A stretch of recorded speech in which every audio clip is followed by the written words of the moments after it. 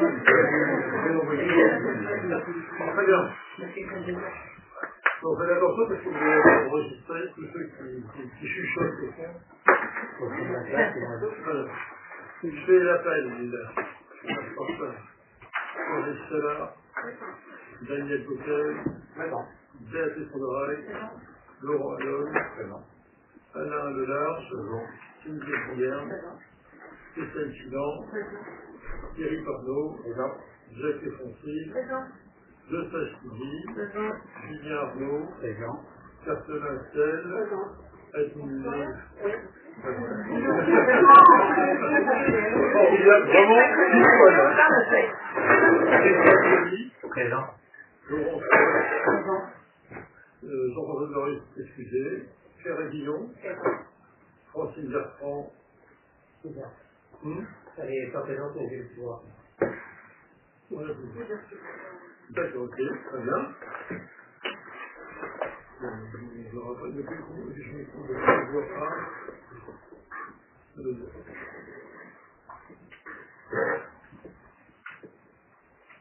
Très bien. Jean Touré. Il est absent.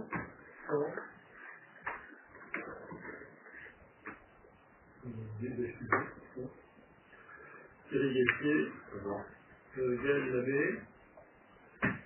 Je le vois. Voilà. Ça va arriver. Je vous laisse. Très bien. Avant de commencer. Il est là. Je me suis fait avoir. Donc, j'ai l'honneur de vous présenter Laura Marzano. Vous savez, on avait la partie financière, on avait Erwan qui normalement donc, nous a quittés il y a longtemps, et pendant longtemps on a cherché un remplaçant. On a l'honneur d'accueillir après les Stéphane. Donc, Laura Marzano.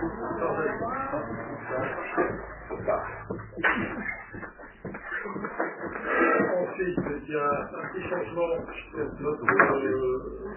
Notre DST Priscilla Rousseau est parti sur Chartres, et donc de l'adjoint Franck Klein devient le DST de la commune. Très bien. Le secrétaire de séance par voie politique, c'est M. Guessier. Donc, si vous ne voulez pas, ça sera Mme Bondarac.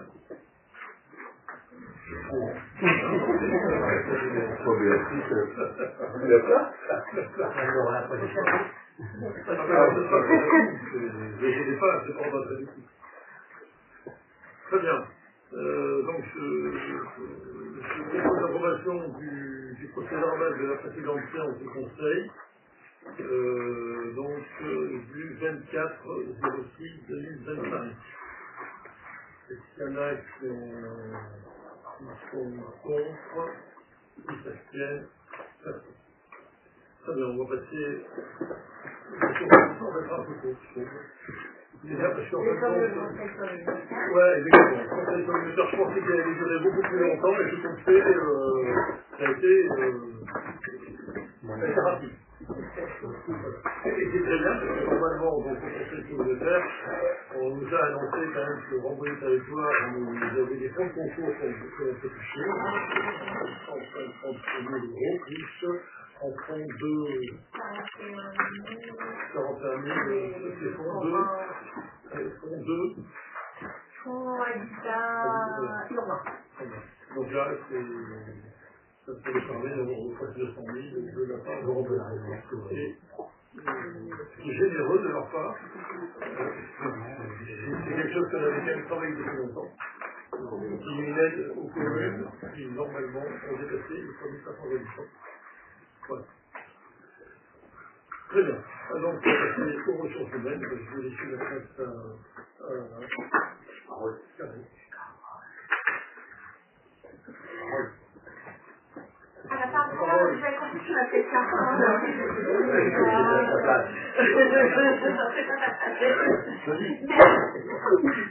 Alors, le premier point en ressources humaines, c'est la création de postes permanents avec la modification donc, du tableau des effectifs qui vont découler. Donc, l'idée, c'est de permettre l'évolution de carrière des agents. Donc, on propose la création à compter du 1er octobre 2025 de postes suivants. Donc, tout d'abord, il y a l'intégration d'un agent spécialisé des écoles maternelles principales deuxième classe sur le grade d'adjoint d'animation principale de deuxième classe. Donc là, en fin de compte, il s'agit d'une reconversion professionnelle. L'agent ayant pris sa mission d'animatrice à l'accueil de loisirs sans hébergement depuis mai 2023 et donc souhaite intégrer le grade de la filière animation. Donc il convient de supprimer le poste d'agent spécialisé des écoles maternelles de deuxième classe à temps non complet 39, celui qu'elle occupait jusqu'à présent, pour créer un poste d'adjoint d'animation principale de deuxième classe à temps non complet pour 31. Ça c'est le premier point. Vous avez des questions? Ah oui, alors il est spécifié que ça ne crée pas d'absence, on va dire, sur l'école maternelle, puisque cet agent n'exerçait déjà plus depuis longtemps sur son poste à l'école maternelle.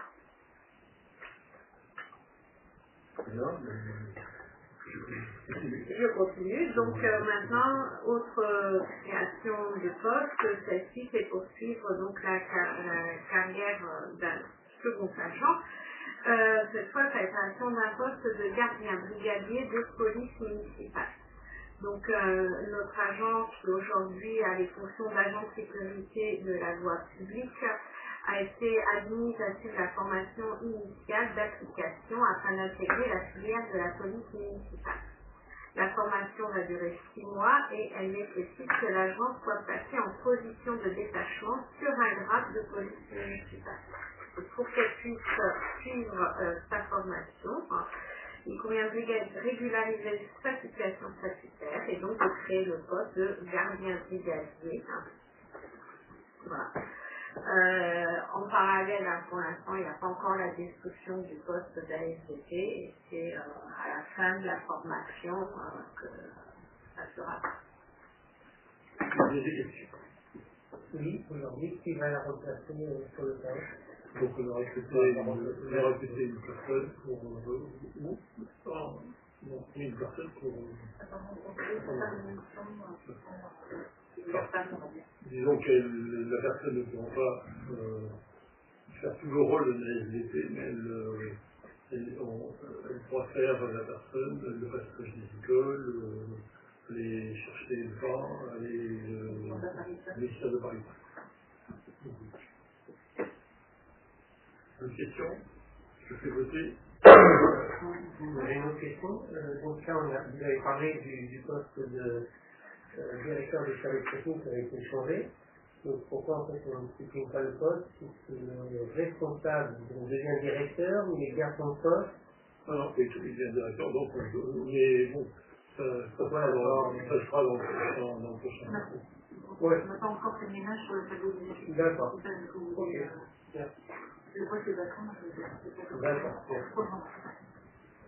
Très bien. Je vous vois, c'est con, qui s'abstient, ainsi.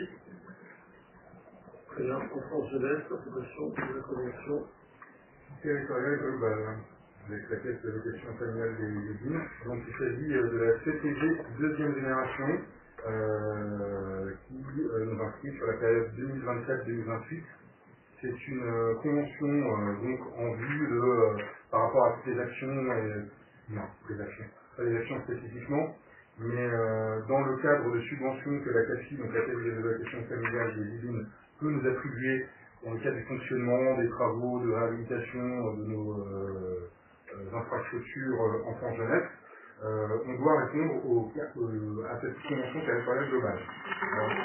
C'est quelque chose de très contraignant puisque Madame Branger y était depuis décembre 2024. Madame Branger, notre coordinatrice. Donc avec une surcharge de travail pour elle. Je vais vous lire un peu les axes qui ont été retenus dans le cadre de cette CTG, donc de cette CTG, pardon, son territorial global, qu'elle a travaillé avec les partenaires de terrain, l'éducation nationale, le conseil départemental, avec des indicateurs aussi transmis par la CAF, qu'il a fallu comparer avec les éléments dont nous disposions ici. Et dans ce cadre, les projets à mener pour la période 2024-2028, dans le cadre de ce plan d'action sont les suivants: aider les familles à concilier vie familiale, vie professionnelle, vie sociale. Poursuivre la structuration d'une offre diversifiée en direction des enfants. Plus particulièrement, participer à la mise en place du service public petite enfance, SPPE. Donc, aller de l'orientation à effectivement des projets un peu plus ambitieux. Sachant que nous, l'idée, c'est de rester sur l'orientation via l'existant, remplir des territoires, le repère, etc. Le SPPE, pardon, s'inscrit dans la loi plein emploi. La loi plein emploi de 2024, pardon, oblige les communes à pouvoir accompagner les parents permettre aux parents qui souhaiteraient pouvoir travailler d'avoir un lieu de garde. D'où cette participation à la mise en place du service public petite enfance, SPPE. Et en fonction de la taille des communes, en fonction des compétences d'une agglomération, cette participation s'effectue de différentes manières. C'est un peu clé parce qu'effectivement ça peut paraître venir d'une part. Étudier, j'ai bien dit, la création d'une maison assistance maternelle, MAM, rénover les structures d'accueil, donc qui sont en cours, mettre en place des permanences d'information, le maintien de la veille éducative, développer les activités, les ateliers et les rencontres liées à la CTG, donc les rencontres avec la CAFI ou les rencontres avec les partenaires associés qui rentrent dans les critères d'évaluation. Le plan d'action entériné par la présente délibération, les services municipaux pourront solliciter la CAFI dans le cadre des campagnes de subvention en fonctionnement et en investissement. Non, oui.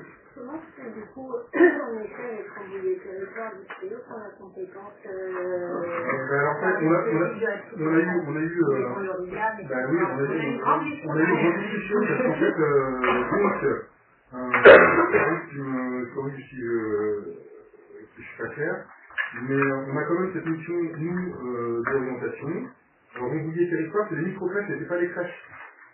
Il y a une différence pour eux entre micro-crèches et les crèches.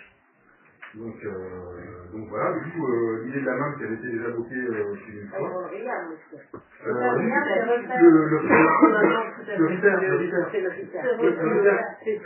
Oui, mais il y a, même s'ils ont pris cette compétence sur la petite enfance et en cadre avec sur eux, cantonner à effectivement les micro-crèches, il y a une partie des communes qui doivent malgré tout répondre aux services publics de la petite enfance. Et ce en quoi on va essayer de répondre avec l'orientation et le fléchage vers les structures déjà existantes. Voilà. Ouais, voilà, dans cette idée-là. Je sais pas si vous voulez compléter par rapport à ça. Si, alors moi je vous propose, disons donc ça a été un peu la discussion qu'on a eue avec la CAF, c'est-à-dire qu'ils nous ont dit, vous savez, il faut vous occuper de la petite enfance, donc les crèches, parce que normalement on a franchi comme ça pour l'instant. Il nous faut un personnel qui soit, alors un personnel communal, mais qui soit en lien perpétuel avec la CAF. Bon, ça a été un peu les grosses discussions qu'on a eues. Moi, j'ai marqué mon mécontentement en disant, puisque notre coordonnatrice était invitée, donc moi j'ai dit à la coordonnatrice de rester. Avec Laurent, on est allé aux réunions. Voilà. Pour marquer notre mécontentement et pour dire non, nous on a déjà créé un poste de coordinatrice qui est important, mais on va pas la surcharger de boulot. Et là, quand même, malgré tout, pour tout le travail du CTG, elle a été surchargée de boulot. Donc je ne peux pas exagérer non plus. On est quand même une petite commune, on n'a pas une multiplicité de personnel. Et en plus de ça, on nous demande d'avoir des personnels qui sont des personnels pratiquement attribués à la CAF. Ça ne peut pas fonctionner. Et lorsqu'on a fait la réunion avec eux, c'est ce que j'ai redit. Et je pense qu'ils l'ont entendu malgré tout. Disons que c'est. Enfin, je ne sais pas ce que tu en penses, mais. Je pense que c'est deux points d'accrochage, je pense. C'est l'histoire de la petite enfance, où effectivement, on s'est souvenu la rendue de territoire à la petite enfance, c'est un moment de faire quelque chose. Et donc, ces micro-crèches que proposait Rambouillet Télécom n'avaient rien à voir avec notre mission à nous de guider, flécher des solutions de garde pour les parents qui souhaitent travailler. Hein. Et puis l'autre point d'accrochage, effectivement, c'est sur le fait qu'ils veulent qu'il y ait une personne dédiée aux relations de la commune avec la CAF. Et ça, on dit qu'on ne pouvait pas financer ce genre de poste. On a un poste de coordinatrice pour coordonner nos services d'enfants de jeunesse, que s'ils voulaient quelqu'un pour coordonner leurs actions chez nous, c'était à eux de le financer, mais plutôt à nous, en fin de compte. Voilà, c'était un peu l'idée. C'est bien compris. Alors, question qui renvoie le territoire à la compétence, c'est quoi c'est pas rendu Parce qu'ils n'ont pas la compétence. Pour la CAFI, c'est en fait, pour être transparent, on a eu une réunion avec la CAFI il y a plusieurs mois où on nous a dit c'est Rambouillet Territoire devant d'autres élus. Clairement, c'est international. Et on nous dit si vous êtes dans une aglo et que l'aglo a la compétence, c'est l'aglo. Et finalement, non, c'était pas ça la réponse. Il y a une partie qui est portée par l'aglo, mais il y a une partie pour laquelle les municipalités doivent répondre malgré tout à ce service. C'est pas aussi tranché que ça. Donc on a quand même cette partie à minima, en tout cas, on se doit de pouvoir donner l'information et effectivement servir de guichet unique. Ils ont récupéré le statut d'Rambouillet Territoire. Je pense qu'ils avaient, mais nous, sur cette réunion, on était concentrés sur Abi, mais ils travaillent avec Rambouillet Territoire. La CAF travaille avec Rambouillet Territoire. C'est pour la formulation dans le détail de la compétence. Nous, le moment de la réunion, effectivement, ils sont en lien avec Rambouillet Territoire. Après, on parle interne, mais... On a bien insisté sur le fait qu'on ne comprenait pas justement ce problème de petite enfance. Enfin, le fait que, étant donné qu'il y avait une délégation auprès de Rambouillet Territoire, et eux partaient réellement du principe en disant qu'ils connaissaient bien Rambouillet Territoire, que c'était deux choses différentes. On parlait même de la responsable des services de Rambouillet Territoire nommée dans le groupe. Parce que nous, on a souvenir, déjà, on avait un RAM qui a été transformé en RIAM, et c'est vous qui avez voulu que ça soit au niveau de l'agglomération et pas au niveau municipal. Enfin, vous avez tout touché pour l'agglomération. C'est l'agglomération qui devait prendre toute la petite enfance. Voilà, dans l'historique, c'est comme ça que ça s'est passé. C'est la CAF qui a dit que c'est l'agglomération qui prend toute la petite enfance. Et là, aujourd'hui, vous nous dites que non, que c'est nous qui devons faire la petite enfance. Et on leur a bien dit, enfin, qu'on comprenait plus, quoi, que là, c'était... elle a quand même dit, grosso modo, que oui, Clos, ils ont changé d'idée, quoi. Voilà. Je résume un peu, c'est ça. Parce qu'à un moment donné, nous, on avait du mal à suivre, parce que tous les 6 ans, ils changeaient d'idée, c'était difficile pour une commune de notre taille de pouvoir s'adapter tous les 6 ans à la nouvelle idée qui faisait de la petite enfance. C'est ça qu'on est sur l'évaluation d'une convention qui est censée déjà être en cours, puisqu'elle a été éliminée en décembre 2025. Initialement, la convention porte sur 2024-2028. C'est toujours le cas. Oui, ça n'a pas changé, il y a toujours eu la demande d'extrait. Est-ce que vous avez d'autres questions? Non, mais un petit questionnement. Est-ce qu'on pourrait nous renvoyer, non, c'est pas une question, c'est un questionnement, donc est-ce qu'on pourrait nous renvoyer le document évaluation de la coopération de la gouvernance en 2024? Est-ce que c'est utile? Oui, c'est techniquement ou visible au niveau je vais pour l'agrandir sur la tablette. Désolé, mais c'est vraiment les documents 4 en plus. Non, mais vous ne pourrez pas avoir mieux. Si, c'est bon, mais on vous le renvoie. Mais qui l'a rempli, ce document? C'est les services, non? Vous l'avez en propre? Vous voulez dire que c'est ça, propre, j'entends. Évidemment, si j'envoie ça à un client, il m'envoie balader. Sinon, moi, je vous invite vraiment à participer aux démarches 4, parce que c'est vraiment le initial, je veux dire, nous, on peut... Là, les derniers on vous renvoie. En fait, c'est la blague qu'on dit. Allez, bonne question. C'est bon? Je vais voter. C'est con. Qui s'abstient? Très bien, merci. Nous pouvons continuer. Oui, bien sûr. Je prends pas sa main. On va pas la main. La parole. Alors, maintenant, on reprend donc les points finances. Donc, premier point, troisième point de principal, la réalisation du déficit de la régie de recettes de la salle de spectacle étincelle. Alors, je rassure tout de suite à mon souvenir, il n'y a pas de déficit proprement dit. Il y a un décalage entre d'écriture et ce qu'il y a dans la caisse. Ouais. Donc, l'idée, c'est depuis... Pardon. Il y a un décalage, je ne sais pas trop compris. Oui, il y a eu un problème d'écriture en fin de compte. Je vais vous expliquer, mais disons qu'il n'y a pas un trou qu'on s'est rendu compte, je pense qu'aujourd'hui... Oui, c'est vrai, problème d'écriture comptable. Voilà, c'est ça. Logiciel, oui, logiciel. L'écriture comptable a été faite par un logiciel et pas par nous. J'explique maintenant.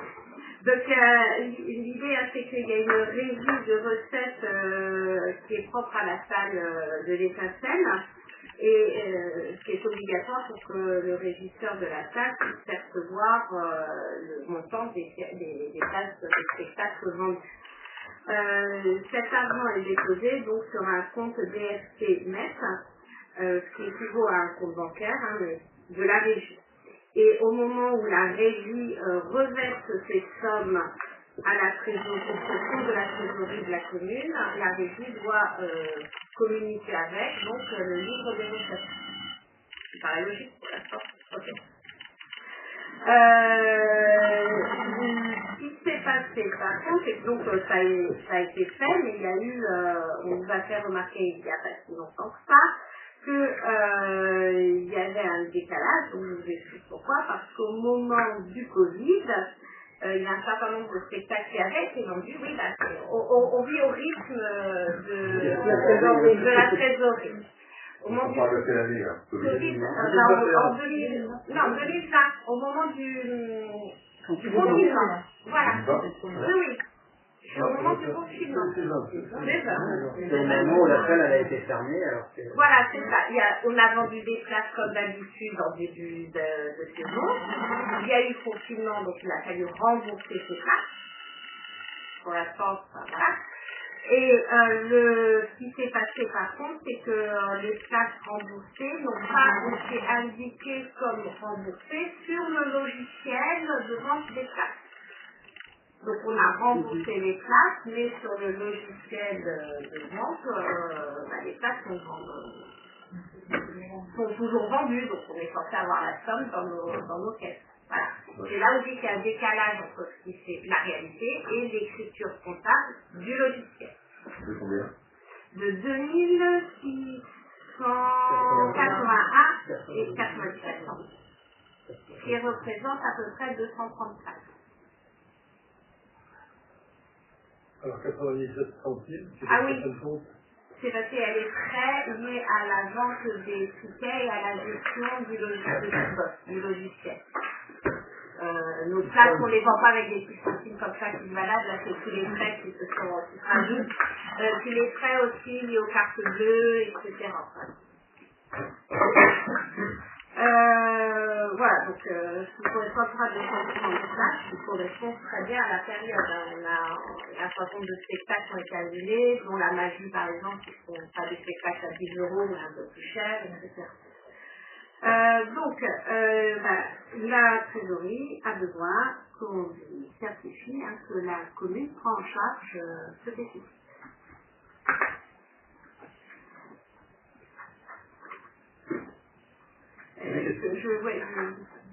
Non, c'est bien, c'est bon pour nous. Je vérifie, j'ai tout bien dit, mais c'est ça, voilà. Donc, ce qu'on vous demande, c'est d'autoriser la commune à prendre en charge son budget communal le déficit constaté de 2681,90 €. Des questions? Non. Très bien, je vous vois. Des comptes, qui s'abstient. Merci. Question suivante. Question de résultat. Alors là, c'est... Continuez, pareil, s'il vous plaît, de me dire rien sur les dates. Nous vivons toujours au rythme de la trésorerie. Donc, il y a une association. Quelle année alors? Et bien, je crois que ça fait une bonne dizaine d'années. Les associations foncières intercommunales de remembrement. Voilà. Donc cette association a été, je vais dire, fermée, clôturée, enfin, il y a eu la clôture de l'association, et donc il faut affecter les résultats de fonctionnement de l'association, et donc ces résultats de fonctionnement sont répartis entre les différentes communes qui étaient membres de l'association. Le résultat total était de 28 392 € et 35 centimes qui ont été répartis donc entre les différentes communes au prorata du nombre d'hectares qui étaient pris en compte dans le remembrement. Donc c'est sur chaque commune, voilà, selon le nombre d'hectares concernés par chaque commune, il y a un pourcentage qui est étalé à la commune. Donc en fin de compte, Abdi était concerné, oui c'est ça, était concerné sur 161,5 hectares, qui correspond à 11,5% de la surface concernée, et donc Abdi va percevoir une recette exceptionnelle de 3 265 € et 12 centimes. Ce qu'il a couvert, donc. Voilà, ça c'est le premier point. Donc le premier point, c'est vous demander d'accepter cette recette exceptionnelle.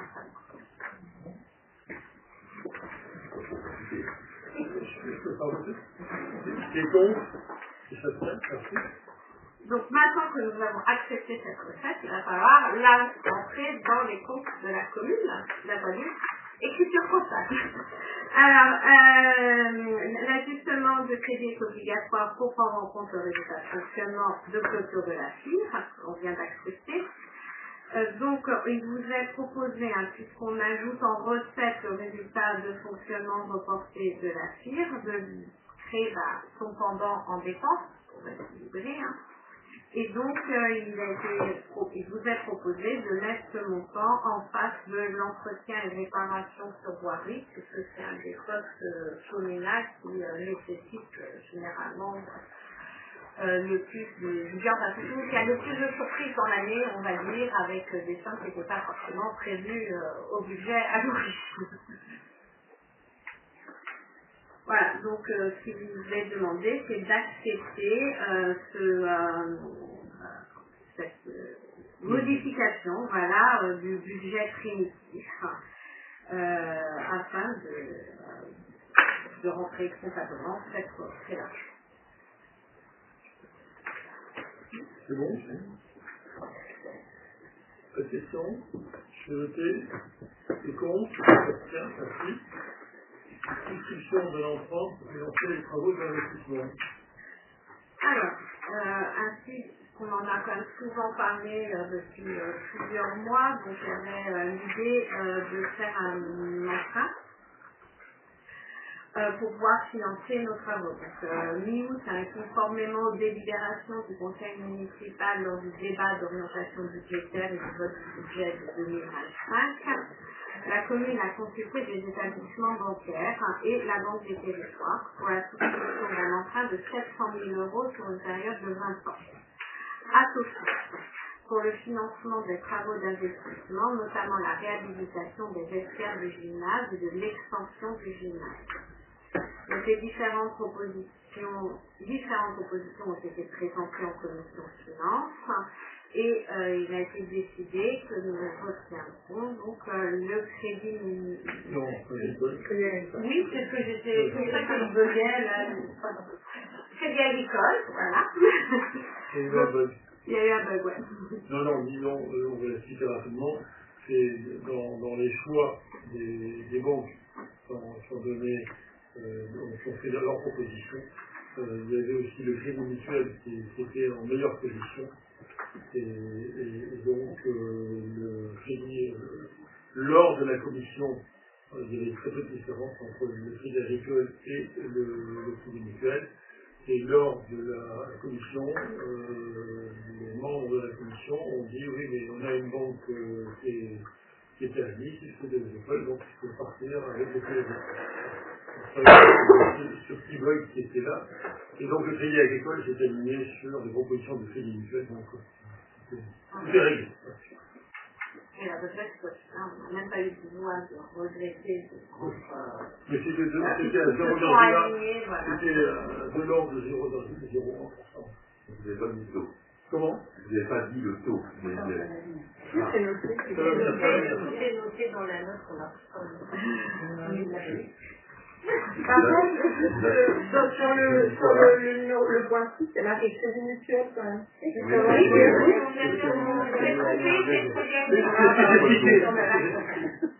me dis que ça fait des corrigés. Et donc, le résumé de l'offre que vous propose d'accepter, donc c'est un prêt donc à taux fixe au Crédit Agricole, donc le montant du prêt est de 700 000 €. La phase de déblocage donc est de 3 mois et cela va durer sur 20 ans. Voilà. Ce sont des échéances trimestrielles et donc le taux d'intérêt est fixe à 3,44%. Sachant que sur les offres reçues, c'était vraiment les mieux disants. Donc l'idée c'est d'avoir des échéances constantes à 12 000, je sais plus. Merci. Ah, je l'ai pardon. Et donc automatiquement l'amortissement reste dégressif. Et je vous laisse typologie j'espère de classification des risques 1A, commission d'instruction donc de 0,1% du frais. Et si on désire rembourser par anticipation, l'indemnité est forfaitaire et correspond à 6 mois d'intérêt. Et donc, vous voyez que la date de validité de l'offre est au 2 octobre. Aucune banque ne nous a fait des offres qui duraient plus de 2 semaines. En fin de compte, en ce moment, au cas que la situation est assez instable, le taux d'intérêt évolue très vite. Et d'ailleurs, pour pouvoir vous aider, ce dossier qu'on a présenté en commission finance la semaine dernière, on a reçu les dernières offres quasiment le jour même parce que les premières offres, les fois qu'on étudie, qu'on présente, on arrive au bout des 15 jours. Enfin, voilà. Donc, je vais tout présenter. Je sais pas, est-ce qu'il y a des questions et en plus. Oui, c'est juste peut-être une copie également, mais sur le document du Crédit Agricole, il est indiqué que la proposition est valable jusqu'au 10 octobre, pas jusqu'au 2 octobre. Sur le document du Crédit Agricole. Pour être honnête, effectivement, qu'on a reçu quasiment tous les jours avec l'actualisation des dossiers par rapport à la négociation. J'en suis un petit désolée, mais je connais ces... Voilà.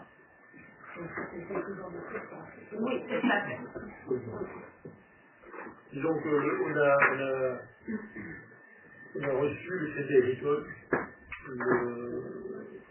Disons qu'ils étaient prêts à nous suivre maximum de ce qu'ils pouvaient faire, compte tenu de notre budget qui tenait le coup, disons que c'était amusé pour eux qui ne posaient aucun problème. Donc c'est pour ça qu'ils nous ont suivis le plus possible. Donc, quel est notre montant total maintenant avec ce prêt de 700 € et notre montant total en plus des 700 000, oui. C'est 271 000. Non, vous demandiez le montant total de nos dettes ou oui, le coût total de ce crédit-là? Non, de la dette. Voilà, c'est ce que j'avais compris. Donc aujourd'hui, une fois qu'on aura reçu les 700 000, qu'est-ce qu'on devra à droite et à gauche? C'est ça que... Ça fera 700 000 plus il nous reste plus grand-chose en prêt qui court actuellement, puisqu'on est sur la CRA. Par contre, j'avoue que je ne connais pas, j'ai pas de... Non, c'est la mentalité que vous voulez savoir. Non. Voilà, combien on a de dettes un peu partout il y a les 700 000. Plus aujourd'hui, qu'est-ce qu'on doit activer? Le total de la dette de la vie. Voilà, le taux d'emprunt.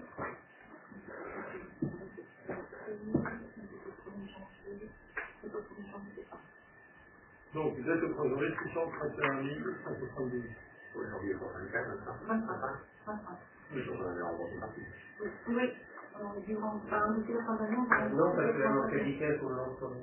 Non, mais tout ça, 631 ou 631, oui.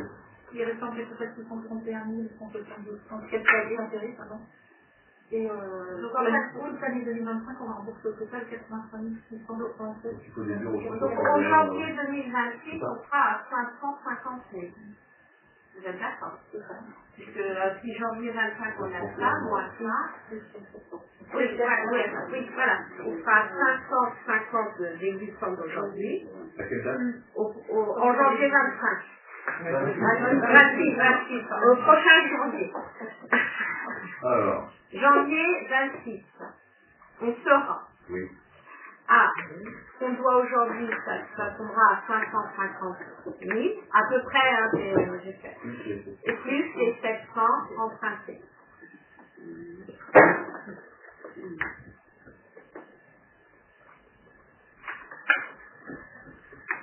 C'est un montant d'endettement par même temps de... Je pourrais vous donner les chiffres après, parce que vous n'avez pas les questions. Et du coup, le gros taux d'endettement de la commune.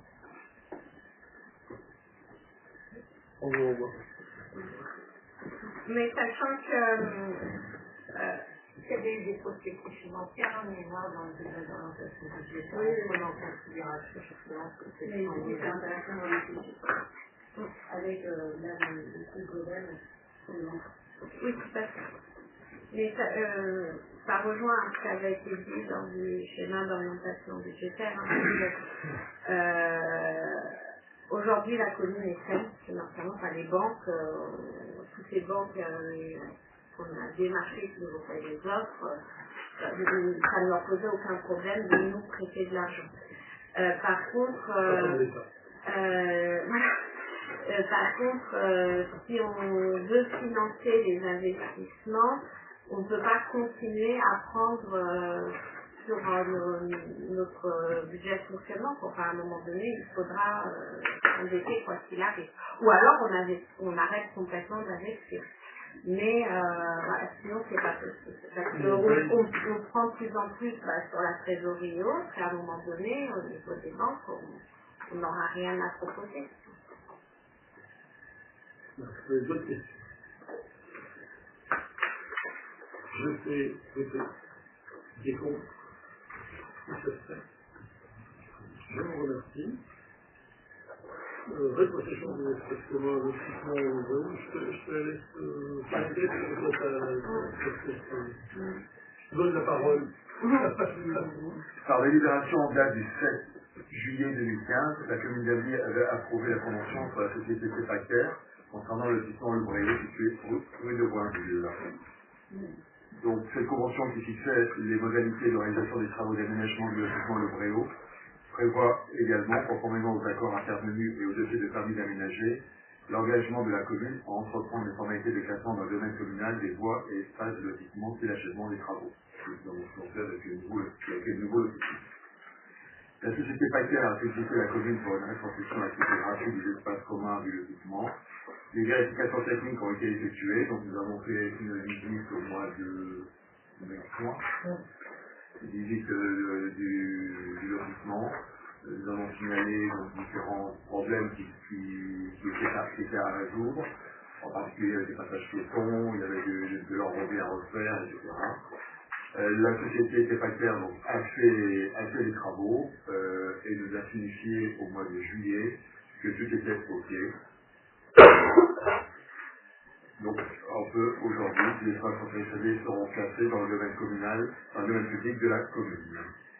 Alors, les espaces communs à céder, vous avez le plan dans les documents qui vous ont été envoyés, sur les parcelles cadastrées, section ZL 434, 230 m², 435, 124 m², 436, 10 136 m², 443, superficie de 2 m² et 437, une superficie de 4214 m².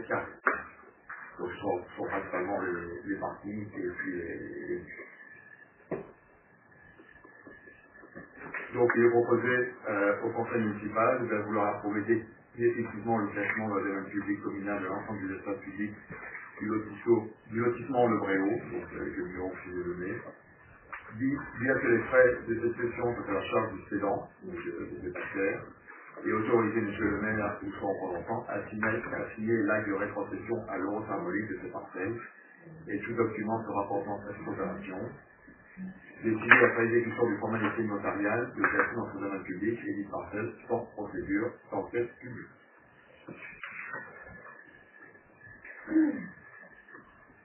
Est-ce que vous avez des questions? Je vais voter. C'est contre, c'est s'abstient. Très bien. Donc, Je vais passer chez le notaire en condition. Je vous donne donc la liste des décisions prises relatives aux délégations de pouvoir consenties au maire par le Conseil. Donc, décision numéro 5, c'est relative à la sollicitation d'une subvention de ville auprès de l'État et de la carte pour la réalisation de travaux permettant la réduction de la vulnérabilité et la résilience du tissu urbain face aux épisodes pluvieux importants pour des montants de 36 134 € et 8 000 € représentant 61% des montants pour les travaux, et ça c'est dans l'attente. La décision relative à la sollicitation d'une subvention ex-UPD auprès de l'État pour l'acquisition d'une caméra piéton et d'un gilet pare-balles d'un montant de 450 €, ça c'est OK.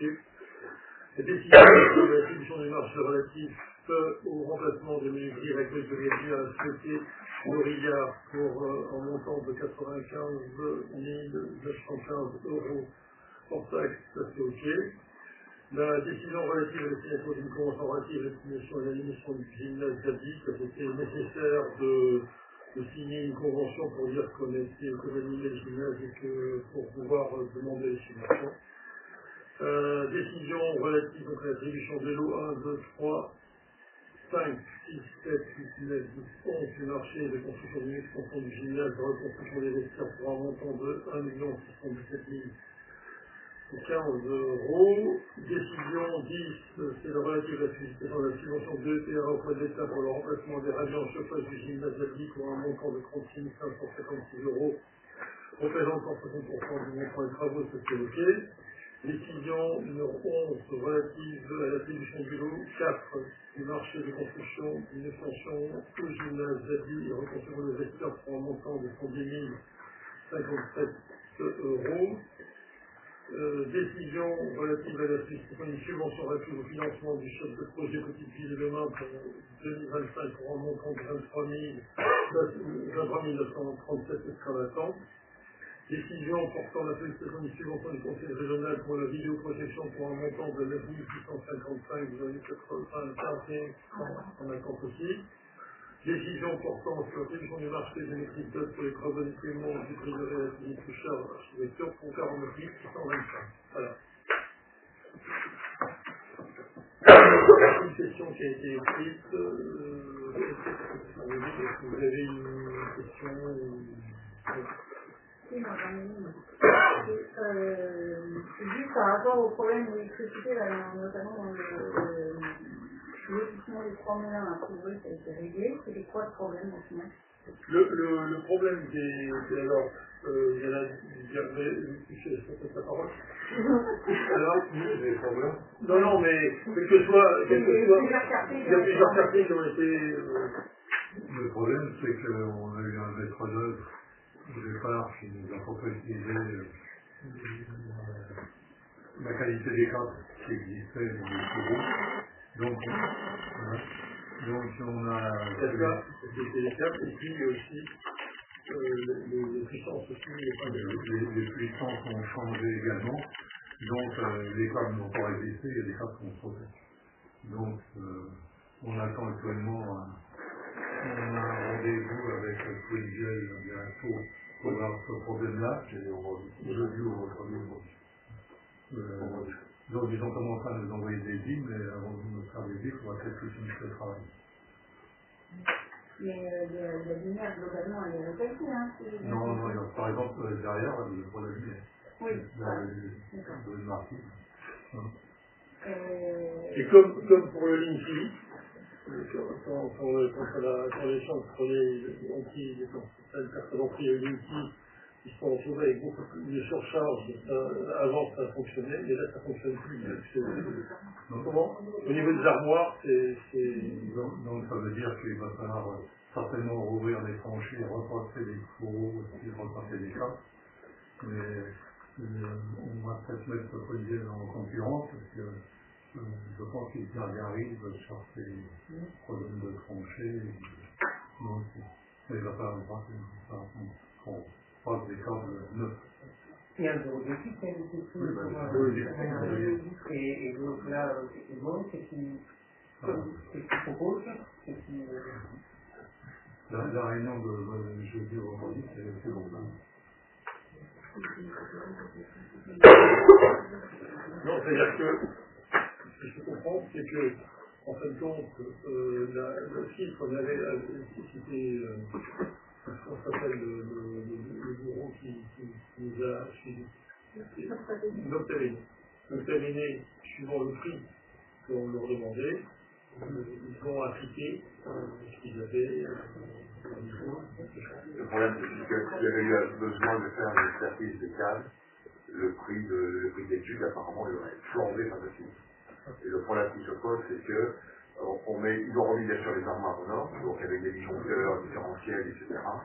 Et que ça passait très bien avant, parce que ça avait été publié comme ça fonctionne, et que maintenant, en respectant la loi, les règlements, la ceinture pour les câbles sont remboursés comme ça, c'est bon. On ne pouvait pas le voir parce que c'était hors des enterrés. Oui, mais alors c'est un problème de qualité, on va mettre connaissance des câbles ou de puissance. Il y a les deux. Normalement, avec les nouveaux équipements électriques qui ont été installés, on aurait dû baisser notre puissance électrique, elle est demandée. Je ne comprends pas. Oui, mais on est bien d'accord sur la compréhension qu'on pouvait avoir. Et en réalité, c'est surtout les câbles qui sont pas en état et qui font que c'est un collision. Mais je ne connais pas d'autres travaux un peu complémentaires. Bon. Et ça peut pas aller. On va où?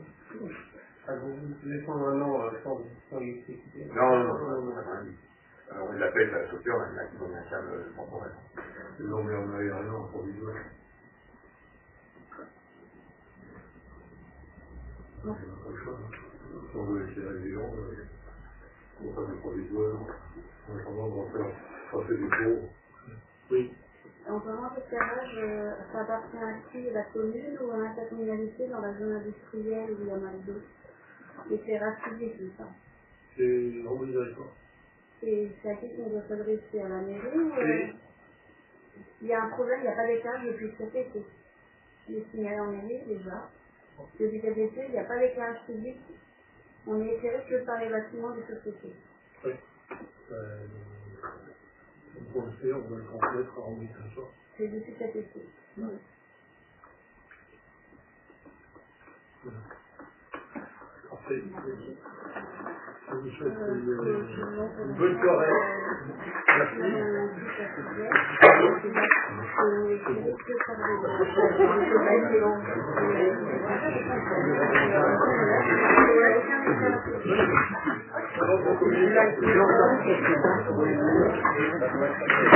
Moi, j'en ai pas dans ma rue, c'est pour moi, et voilà.